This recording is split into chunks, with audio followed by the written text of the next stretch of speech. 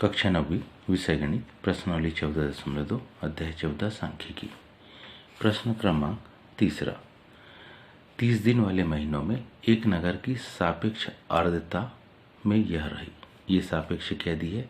आर्द्रता दी है प्रतिशत में। वर्ग 84, 86, 86, 88 आदि लेकर एक वर्गीकृत बारंबारता बंटन सारणी बनाइए। क्या आप बता सकते हैं कि ये आंकड़े किस महीने या ऋतु से संबंधित है और इन आंकड़ों का परिसर क्या है? तो इसके हल में देखेंगे हम। इसके हल में हम लिख रहे हैं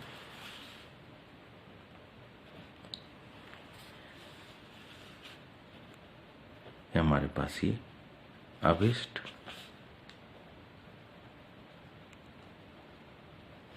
बारंबारता सारणी। सबसे पहले हम लिखेंगे क्या? सापेक्ष आर्द्रता।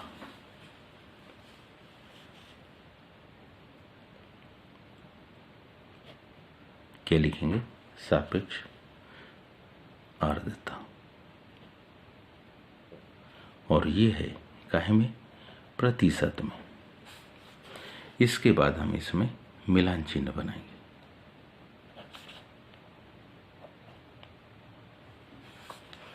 इसके बाद बारंबारता।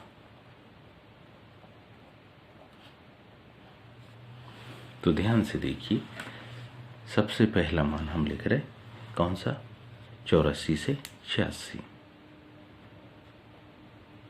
84 से 86 को ध्यान से अगर हम देखते हैं तो हम पाते हैं 84 आएगा इसमें, लेकिन 86 इसमें नहीं आएगा। पहली लाइन में कोई भी नहीं है। दूसरी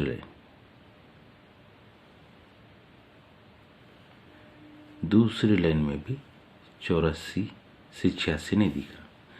तीसरी लाइन में ये एक मान मिल गया 84.9, 84 से ज़्यादा, 86 से कम। एक मिला में, मतलब यहाँ क्या लेके हम? एक। बारंबारता 1। अगला है 86 से 88। 86 से ज़्यादा लेकिन 88 से कम। पहली लाइन में देख रहे हैं हम, एक मान ये मिला 86 से ज़्यादा लेकिन 88 से कम। दूसरी लाइन में कोई भी मान नहीं है, इसका मतलब 1। अगला 88 से 90।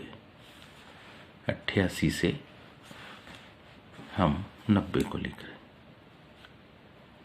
88 इसमें आएगा, 90 इसमें नहीं आता। 88 से 90 लाइन को देखिए हम, एक मान ये मिला।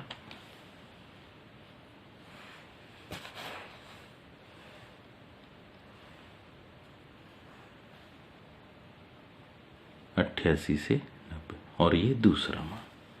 कितने? 2 मान मिले। इसमें हमको 2 मान मिले। फिर अगला मान है 90 से 92। 90 से ज़्यादा लेकिन 92 से कम। पहली लाइन को ध्यान से देख रहे हो तो 90 से 92 ये एक मिला हमको 90.3।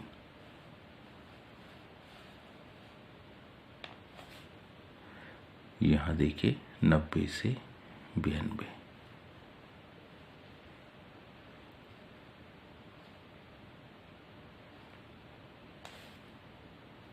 ये दूसरा मान मिला। कितने मान मिले? यहाँ 2 मान। यहाँ 2 मान मिलते हैं हमको। इसी प्रकार अगले मान, यदि हम 92 से 94 को देखते हैं तो 92 से 94 को देखते हैं तो इसमें इसी प्रकार कितने मान मिलते? 7 मान है। 1, 2, 3, 4, 5, 6 और 7 मान मिलते। फिर 94 से 96 को हम अपनी इस टेबल में देखते तो हमको उसके लिए मिलते 6 मान। 5 और ये 6 मान। फिर देखते हैं हम 96 से 98 के मान को, तो 96 से 98 में भी हमको मान मिलते 7 मान, 5, 6 और ये 7 मान। फिर सबसे आखिरी 98 से 100 में हमको मिलते कितने, 4 मान। तो इस तरीके से हमारे पास ये सारणी बन के कंप्लीट हो जाती है। अब हम लिखेंगे यहाँ जो कुल योग आ रहा है, ये देखिए कितना, तो यहाँ कुल योग होगा, कुल योग उतना ही होगा जितने की हमारे पास मान है। 1 और 1 1, 1 और 1 2, 2 और 2 4, 2 6, 7 13, 6 19, 7 26 और 4 30।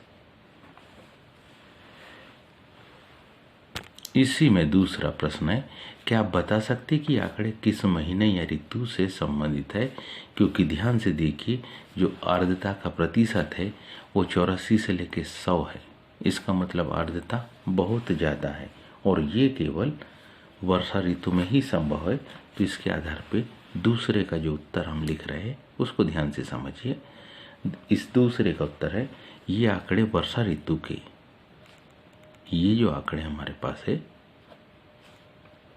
वो वर्षा ऋतु के किसी महीने के हैं, किसी महीने के लिए गए। क्यों? क्योंकि हम जानते हैं क्योंकि सापेक्ष आर्द्रता अधिक है, क्योंकि सापेक्ष आर्द्रता कैसी है, अधिक है। अब तीसरे में हमसे पूछा है क्या इन आंकड़ों का परिसर क्या है, यानी कि रेंज। रेंज को निकालने के लिए सबसे अधिकतम मान में से हम सबसे छोटे मान जो अपने को दिया है उसको घटा देंगे। तो अभिष्ट परिसर बराबरी से अगर हम देखें तो सबसे ज़्यादा कौन सा मान है, तो निश्चित है ये 98 से 100 वाले में ही आएगा।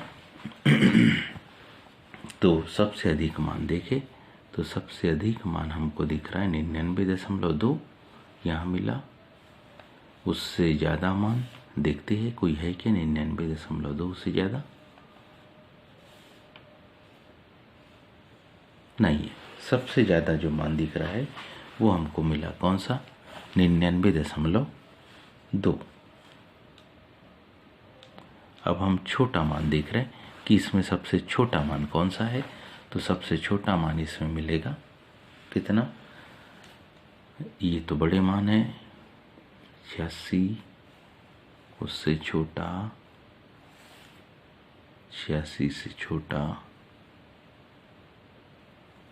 ये तो बड़े है 84.9, उससे छोटा कोई नहीं है। मतलब ये मान सबसे छोटा है और 99.2 मान सबसे बड़ा है। तो कह सकते हैं कि 99.2 में से क्या घटा लेंगे हम, 84.9 को घटा देंगे। तो घटाने पर जो मान आएगा वो होगा इसका परिसर कितना, 14.3। तो उम्मीद है आप सबको ये समझ में आया होगा। आज के लिए इतना ही, शेष काल, धन्यवाद।